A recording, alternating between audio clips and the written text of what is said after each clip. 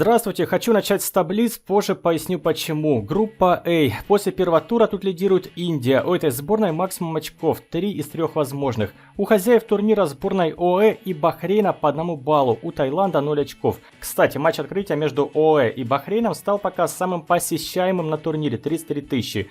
Ближайшие игры тут 10 января. Бахрейн, Таиланд и Индия встретятся с Объединенными Арабскими Эмиратами. Действительно, климат в этой стране очень жаркий, поэтому чемпионат приходится проводить зимой. Кстати, чемпионат мира 2022 года в Катаре также пройдет зимой, в декабре. В группе Б ситуация аналогичная, с той разницей, что за первый тур тут был забит всего лишь один мяч. Таблица. У одной команды 3 очка, Иордания. У двух по 1 баллу, Палестина и Сирия, и у Австралии 0 очков. 10 января в этой группе пройдет матч Иордания-Сирия и 11 января Палестина-Австралия. Как вы заметили, у многих сборных есть похожие флаги. Следующая группа С. Тут также прошел полноценный первый тур. У Китая и Южной Кореи по 3 очка, у Кыргызстана и Филиппин по 0. 11 января тут 2 встречи, Филиппины и Китай, а также Кыргызстан-Корея. В группе F сборные еще не играли. Первый тур тут начнется 9 января. Япония, Туркменистан и Узбекистан, Оман. По комментариям, которые оставляют, вижу, что не все знают состав участников турнира, вот поэтому мы вспомнили турнирное положение в группах и обновили в памяти состав этих участников. Продолжаем с группой D. Вчера Иран разгромил Йемен 5-0, а сегодня в этой же группе сыграли Ирак и Вьетнам.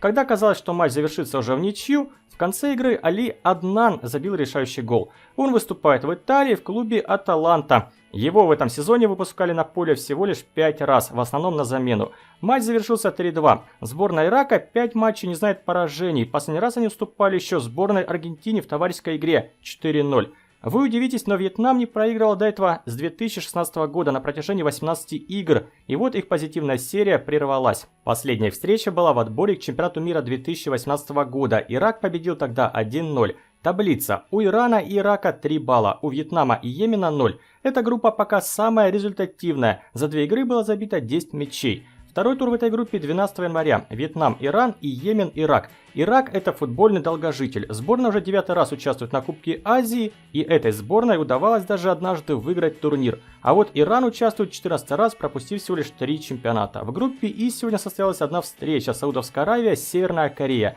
Северная Корея перед стартом турнира проиграла в товарищеской игре другому участнику чемпионата Бахрейну, в то время как Аравия уже 5 игр никому не уступает. Забивали тут представители местной аравийской премьер-лиги, которые принесли победу своей сборной. Надо отметить, что за Аравию не сыграл Мохаммед Ас Сахлави, который в отборе забил больше всех голов, 14. Он даже не был вызван на этот турнир. Это связано, конечно, и с выступлением сборной на чемпионате мира 2018 года. Отмечаем удаление у корейцев, которые весь второй тайм играли в десятером. В таблице этой группы у Саудовской Аравии 3 очка, у Северной Кореи 0. Северная Корея – одна из 4 сборных на этом турнире, которую тренирует свой местный тренер. У остальных 20 сборных тренеры приглашены из-за рубежа. К примеру, саудовцев тренирует испанец Хуан Пицци, с которым они играли на недавнем чемпионате мира. У него также есть опыт тренерской работы в испанской Валенсии и в сборной Чили. 9 января свой первый матч в этой группе проведет Катар с Ливаном. Получается, что сегодня всего лишь 2 матча вместо 3.